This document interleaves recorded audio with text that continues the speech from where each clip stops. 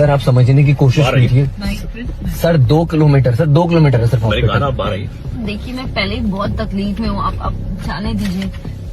Madam अगर इन्होंने एक बूंद पी रखी है तो मैं अथॉरिटी नहीं दे सकता ड्राइव करने की, प्लीज। महाराष्ट्रात नाकाबंदी दरम्यान पोलिसांनी एका भरधाव कारला थांबवलं तेव्हा गाडी चालवणारा पती पूर्णपणे मद्यधुंद अवस्थेत असल्याचं समोर आलं।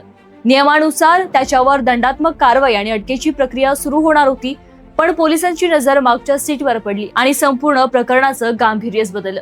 कारमध्ये त्या चालकाची गरोदर पत्नी वेदनेनं कासावीस झाली होती आणि तिची प्रसूतीची अत्यंत कठीण वेळ जवळ आली होती। अशा नाजूक क्षणी कारवाईत 1 मिनिटही वाया घालवणं म्हणजे मायलेकराच्या जीवाशी खेळ ठरला असता।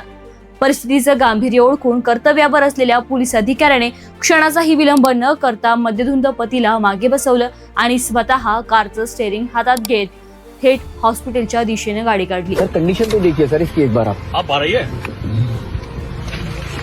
बड़ी बड़ी।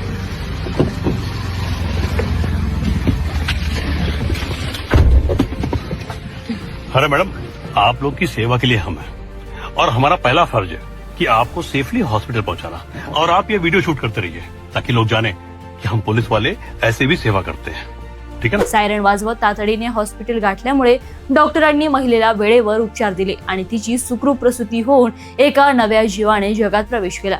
कायदेशीर नियमांपेक्षा माणुसकीला आणि कर्तव्याला सर्वोच्च प्राधान्य देणाऱ्या या खाकी वर्दीतील देवदूताच्या प्रसंगावधानाचं आता संपूर्ण महाराष्ट्रातून भरभरून कौतुक होत आहे। हा व्हिडिओ व्हायरल झालाय, पण अद्याप प्रशासनाने याची पुष्टी केलेली नाही। तर काही जणांचं म्हणणं आहे जनजागृतीसाठी हा स्क्रिप्टेड व्हिडिओ आहे। काहीही असलं तरी या व्हिडिओतून एक सकारात्मक संदेश दिला गेला हे मात्र नक्की। मंडळी, तुम्हाला याविषयी काय वाटतं मला कमेंट्स मध्ये नक्की कळवा आणि व्हिडिओ आवडल्यास व्हिडिओला लाईक, शेअर तथा चॅनलला फॉलो आणि सबस्क्राईब करायला विसरू नका।